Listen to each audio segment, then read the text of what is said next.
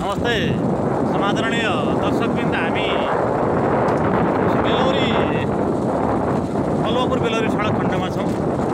यो देखिरहेको सडक खण्ड कलवापुरदेखि बेलौरी आउने बाटोमा कालागौडी स्याली नदीको पुलभन्दा तल कालागौडी र चान्देउको बीचको जङ्गलको बाटो हो।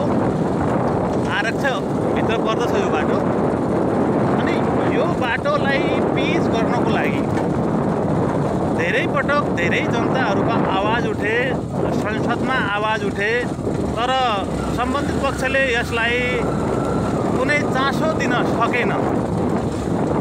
के देखियो भने संविधान सभाको बेलामा तत्कालीन अवस्थामा संविधान सभा सदस्य दिवान सिंह बिष्टको पालामा यो सडकलाई अगाडि बढाउने कुराहरू गर्दै गर्दा यो सडकलाई बजेट पास भएर अगाडि बढ्यो।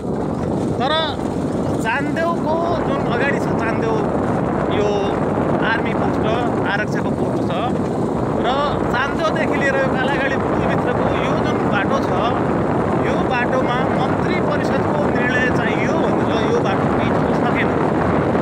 यो बाटो हो संविधान तत्कालीन बेलामा संविधान सभा सदस्य माननीय दिवान सिंह बिष्टले पहल गरेको जुन पिचको सडक थियो, यो बाटोलाई मन्त्री परिषदबाट पास हुनु पर्यो।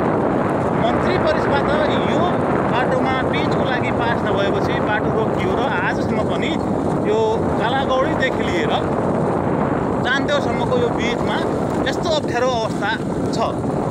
अब हामीले जनप्रतिनिधिबाट नै यो कुराहरू आवाज उठेर गइसकेपछि पनि नेपाल सरकारले यसलाई नेपाल सरकार मातहत सङ्घीय सरकार मातहत रहेको यो सडकलाई पुनः प्रदेश सरकार मातहत राखेको छ। अब प्रदेश सरकार मातहत राखिसकेपछि अर्कोचोटि फेरि पुरानो ठेक्कालाई पुरा नहुँदै अर्को ठेक्का बन्नु चालको माथि कलवापुरबाट सुरु भइसकेको छ। त्यो पनि अधुरै छ। अब त्यो क्रममा त कहिले हो यो रोड। अब हेर्नुहोस्, यस्तो अवस्थामा बेलौरी अनि बेलडाँडी लालझाडी अनि पूर्वासका आम पब्लिकहरूले यो बाटोमा हिँड्ने गर्छन्। यो बाटोमा आरक्षको बिचमा भएको हुनाले यो बाटोमा हात्तीको डर हुन्छ, बाघको डर हुन्छ। अनि न बाटो चौडा छ, न बाटो पिच छ, धुलामे छौ। अगाडि अब एउटा गाडी आउँदैछन्, कतिको धुलो छ भन्ने कुरा त्यही गाडीहरूले देखाउँछ। लगभग यो बाटोमा हिँड्यो भने बिहानदेखि बेलुका यो बाटोमा हिँड्यो भने शरीरै दुख्छ र आँखा नाक कान बन्द भएर छिट्टै टिभी लाग्ने सम्भावना त यति छिट्टो हुन्छ कि टिभीको रोगी छिटो भइन्छ। अब यस्तो बाटोलाई सम्बन्धित निकाय, अहिलेको प्रदेश अन्तर्गत आएको यो बाटो, यो यस्तो धुलो छ यहाँ। प्रदेश सरकारले पनि यसलाई हेर्नु पऱ्यो। अहिले त गौरवको योजना भन्छ यसलाई। फेरि यो नायल बुडर सडक खण्डको यो कलवापुर बेलौरी सडक खण्ड भनेको नायल बुडरसँग जोडिने सडक खण्ड हो। भारतको खजुरियासँग जोडिन्छ यो सडक खण्ड भने यस्तो अवस्थामा आम नागरिकले कहिले सुख पाउलान् त?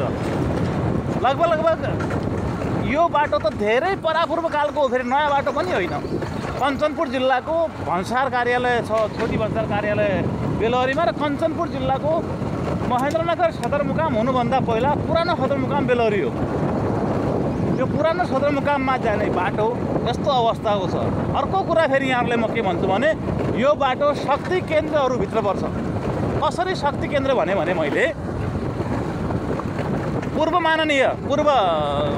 खानेपानी मन्त्री बिना मगर्जीको क्षेत्र बेलौरीदेखि सदरमुकाम महेन्द्रनगर जोड्ने यो बाटो, कलवापुर भएर जोड्ने बाटो, खाने मन्त्रीज्यू पूर्व खानेपानी मन्त्री पूर्व माननीय बिना मगर्जीको क्षेत्र, अनि त्यसै गरी एनपी साउदज्यूको क्षेत्र, पूर्व परराष्ट्र मन्त्रीज्यू भइसक्नुभयो एनपी साउदज्यूको क्षेत्र, अनि संविधान सभा सदस्य दिवान सिंह बिष्ट लागिराख्नु भएको छ। अहिले पनि अब उहाँ प्रदेश सभामा हुनुहुन्छ, उहाँ त लागिराख्नु भएको छ। अहिले पनि उहाँ यो बाटोको लागि अस्ति पहल गर्यो, कता सुनिँदै थियो भने यस्ता दिग्गजहरूको यो क्षेत्र हो। भनौँ न अब पूर्व माननीय बिना मगर्जीको बाटो भनेको शक्ति केन्द्रकै बाटो हो। तर हालत यस्तो छ। हामीले गाउँघरका बाटाहरू, आदरणीय नेताजीहरू, हामीले गाउँघरका बाटाहरूलाई 2 किलोमिटर 1 किलोमिटर 3 किलोमिटर गाउँघरका बाटाहरूलाई पिच गरेर मात्रै विकास होइन। यी यस्ता हाइवेहरू कहिले विकास हुन्छन्? किन मन्त्री परिषदबाट निर्णय हुन सकेन? के कमी कमजोरी रह्यो? त्यसलाई अध्ययन गरेर यी बाटाहरूलाई छिटोभन्दा छिटो स्तरीय बनाउन, पक्की बनाउन हामी सबै पहल गरौँ भन्दै अहिलेको लागि यति भने हस् त, धन्यवाद।